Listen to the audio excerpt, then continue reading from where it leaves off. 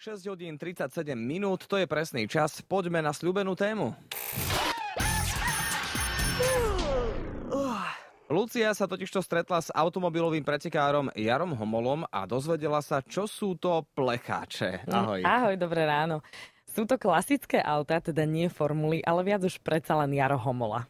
Formulové vozidla tomu rozumieme. Samozrejme, a plechové auto je také auta, ktoré vychádzajú z tých produkčných vozidel, ktoré sú normálne vidieť na cestách, takže my ich tak slangovo oddelujeme formulové a plechové vozidla, lebo väčšinou, aj keď nie všetky bývajú plechové, veľa je tam kevlaru, veľa alternatívnych technológií sa používa, hmot, ale ten základ je plechový a preto sa to nazýva slangovo plechové vozidla.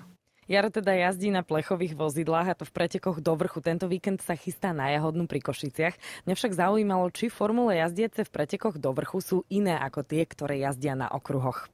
Je to formula, ktorá je vyrobená prioritne napreto, aby tieto auto pretekali na okruhoch a postupne sú znásilnené v úvodzovkách tak, aby pretekali do vrchu.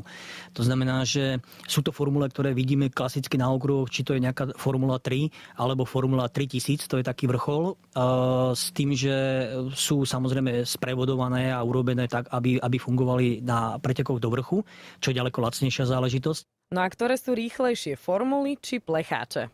Ktoré z nich je rýchlejšie, závisí s otázkou, aké je počasie. Keď je sucho, tak tá formula s tým obrovským výkonom, v tom, že je ľahká, prenáša ten výkon cez zadné kolesa, je určite najrýchlejšia a preto sa vždy na vrchole tej výsledkovej listiny nájdu sa formulové vozidlá a potom sú tie tzv. Plechové vozidlá. Pokiaľ prší, tak tieto formule nedokážu ten obrovský výkon dostať na cestu a musia byť veľmi, veľmi opatrné, pretože to auto je veľmi pretáčavé za tých znížených adhezných podmienok a tým pádom tie tzv. Plechové vozidlá a hlavne štvorkolky sú zase pred formulami, stáva sa.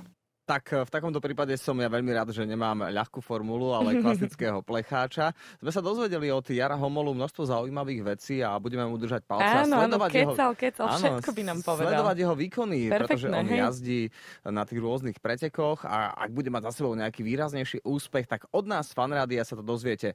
Lucia, ty máš tiež plecháča? Áno. Gratulujem. 6:40 presný čas.